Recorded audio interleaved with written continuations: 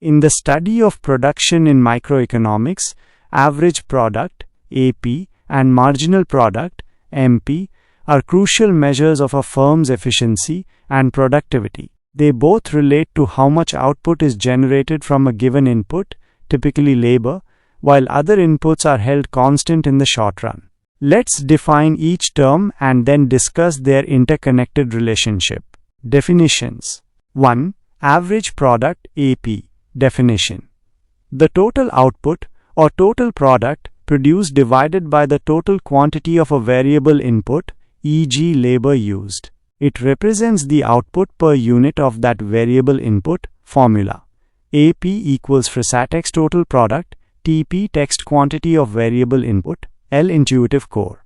It tells you, on average, how much output each worker or unit of input is producing. For example, if 10 workers produce 100 units of a product, the average product of labor is 10 units per worker. It's a measure of overall productivity.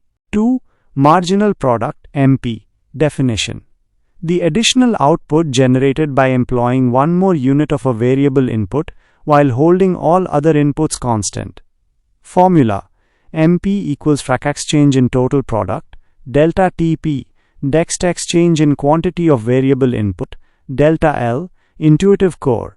It answers the question, how much extra output do I get if I hire just one more worker? If 10 workers produce 100 units and 11 workers produce 108 units, the marginal product of the 11th worker is 8 units. It reflects the productivity of the last unit of input added. The relationship between AP and MP. The relationship between average product and marginal product is analogous to the relationship between average cost and marginal cost. It's a purely mathematical relationship, and it's fundamental to understanding the law of diminishing marginal returns, or law of variable proportions. Here are the key aspects of their interaction. 1. When MP greater than AP, AP is rising. Intuitive core.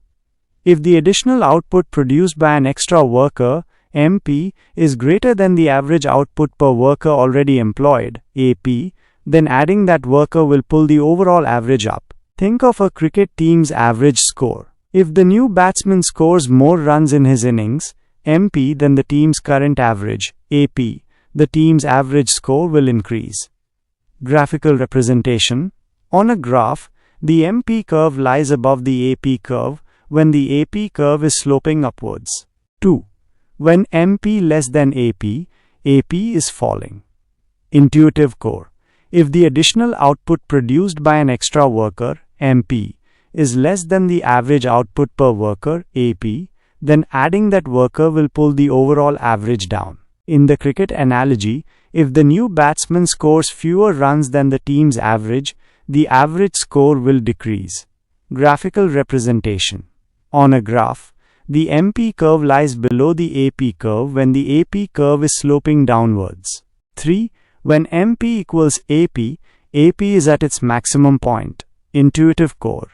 This is the crucial point. When the output of the additional worker, MP, is exactly equal to the current average output per worker, AP, the average is neither pulled up nor down. It has reached its highest possible point for that level of input.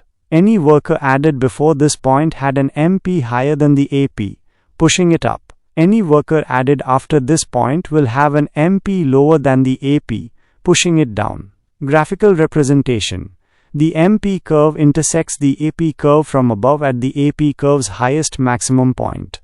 Graphical representation and the law of diminishing returns. Both the AP and MP curves typically exhibit an inverted U shape in the short run due to the law of diminishing marginal returns. Initial phase, increasing returns. When a firm starts adding units of a variable input, e.g. labor, to fixed inputs, e.g. land, capital, specialization and division of labor can initially lead to increasing marginal returns. This means MP is rising, and since MP is above AP, AP is also rising but at a slower rate than MP. Optimal phase. Diminishing but positive returns. Eventually, as more variable inputs are added to fixed inputs, the benefits of specialization run out.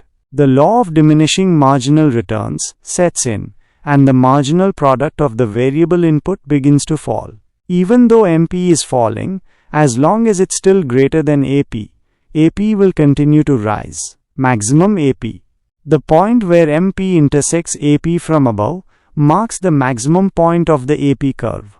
At this point, the average productivity of the variable input is maximized. Declining phase. Negative returns.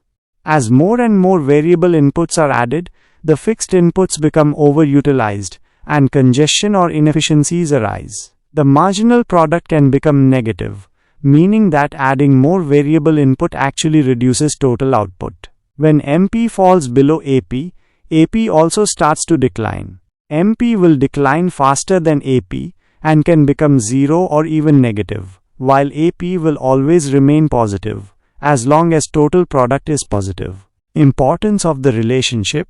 The relationship between AP and MP is vital for firms in making production decisions. 1. Production efficiency. The point where AP is maximized, where MP equals AP, represents the point of maximum average efficiency for the variable input. Beyond this point, adding more of the variable input, while still increasing total output, does so less efficiently on average. 2. Rational production range. A firm would typically want to operate in the range where MP is positive and AP is still rising or at least positive. Producing where MP is negative is irrational, as it means hiring more workers actually reduces total output. 3. Understanding productivity changes. This relationship helps managers understand how changes in input levels affect overall productivity. If the marginal contribution of an additional worker, MP, is high, it justifies hiring more. If it's low or negative, it signals overutilization of fixed resources. In essence, the marginal product provides the leading edge indicator of productivity, influencing the average product. The dynamic interaction between MP and AP illustrates how the law of diminishing returns impacts a firm's short-run production capabilities and efficiency.